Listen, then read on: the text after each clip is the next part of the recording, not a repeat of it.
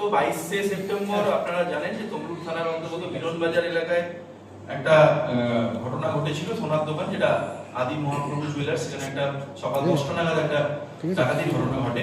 সেটাতে পরবর্তীকালে পুলিশ খুব দ্রুত দুজনকে অ্যারেস্ট করে, পাপাইত্য বাগ এবং দিলীপ মাইতি।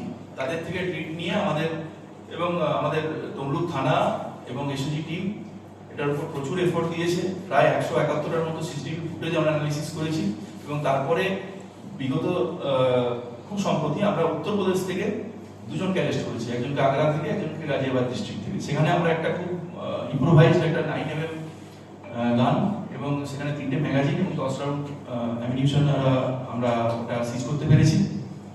এদের মধ্যে একজনকে আমরা পুলিশ রিমান্ডে নিয়েছি আর একজন ট্রানজিটে অন হয়ে আছে, তাকে আমরা কালকে কোর্টের কাছে ফরওয়ার্ড করব। আর এক্ষেত্রে যেটা মোটামুটি আমাদের এখন পর্যন্ত রিকভারি ট্যালিটা যেটা গেছে প্রায় 160 গ্রাম সোনা আমরা রিকভারি করতে পেরেছি, যেটাকে আমরা এসওপি মেনটেন করে টিআই প্যারেডের মধ্যে দিয়ে আমরা যিনি মালিক তাকে আমরা ফেরত করবো, সেই প্রসেসটা চলছে। এটা মোটামুটি ভাবে আমাদের সোনার এর তরফে ছিল। একটা লাইন আমরা বলতে চাই, যেটা এই ডাকাতির ক্ষেত্রে আমাদের অল অ্যালোন এরা যেহেতু যে উত্তরপ্রদেশের যে দুজনকে বিশেষ করে আমরা অ্যারেস্ট করেছি, খুব প্রাথমিক তাদের সঙ্গে আমাদের ইন্টারাকশন হয়েছে, আরো অনেক ইনফরমেশন আমরা এক্সট্রাক্ট করতে পারবো আশা রাখছি। তো এরা কিন্তু অল অ্যালোন এদের ফোনগুলো সুইচ অফ ছিল, তৎসত্ত্বেও কিন্তু আমাদের যে এসওজি সেল এবং আমাদের আইসি তমলুকের নেতৃত্বে তমলুক থানার যে টিম, তারা কিন্তু এদেরকে we could zero down on their location এবং ওদেরকে আমরা অ্যারেস্ট করতে পারি। এটা আমরা মনে করি যে এটা একটা আমাদের পূর্ব মেদিনীপুর পুলিশ ডিস্ট্রিক্টের একটা বড় সাফল্য।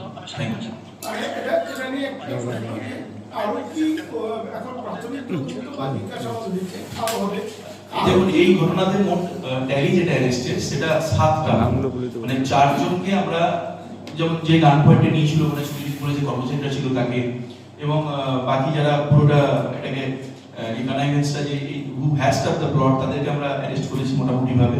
আরো কেউ আছে কিনা সেটা দেখছি। অ্যাট দ্য সেম টাইম যেটা এই রিসিভারদের তরফে আমরা 3 জনকে অ্যারেস্ট করি, তাদের মধ্যে 2 জনের সোনার দোকান আছে এবং একজন যেটাকে আমরা পরিভাষায় বলি গোল্ড টাচিং এর কাজ করেন। তো এইদের এন্ডটাও আমরা আরো এক্সপ্লোর করবো, কারণ এই ধরনের যখনই কোনো র্যাকেট কাজ করে বা ফর্ম হয় তখন তারা আগে থেকেই এটা এনশিওর করে যে রিসিভ কে করবে, যেটাকে আমরা পরিভাষায় বলি পোটেনশিয়াল রিসিভার। তো সেইটা ন্যাচারালি দুটো দিকেই আমরা will further our investigation, we will explore all the angles aspects এবং আমরা জানাবো। সাহেব নামগুলো একবার বলে দিন। হ্যাঁ, প্রথম যে অ্যারেস্ট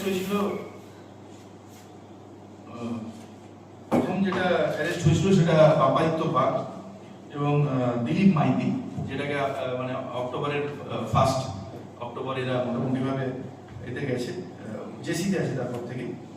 তারপরে আমরা এই বিগত 3 দিনের মধ্যে আমরা সোনু তোমর থেকে আমরা হচ্ছে আগ্রা ডিস্ট্রিক্ট থেকে আর গাজিয়াবাদ থেকে নরেশ এলিয়াস বুড়া এলিয়াস নাট্টু এর জন্য আমরা অ্যারেস্ট করেছি। রিসিভার পার্টে আমরা শ্রীকান্ত মাঝি, দেবাশিস সামন্ত, সুশান্ত মাঝি, এই 3 জনকে আমরা অ্যারেস্ট করেছি। কে কি এখনো জামিন না পেয়েছে এর মধ্যে কেউ? না, এখন পর্যন্ত সবাই জেল কাছে।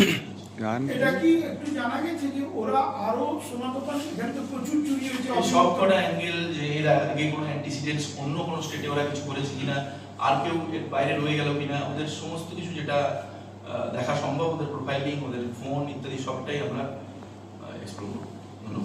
ধন্যবাদ স্যার। একটু ওই যদি আনসার তুলে দেখেন, লাইভ চলছে তো, একটু তুলে যদি হাতে দেখেন। ঠিক আছে। আচ্ছা ঠিক কি কি মানে কি উদ্ধার হচ্ছে জেনে নাও বলেছি। এই তো দাঁড়া কি আরে আমরা পরেরটা বলে দাও। আচ্ছা আমি শেষ হবে না, আরে প্রেস মিটটা হয়ে যায়।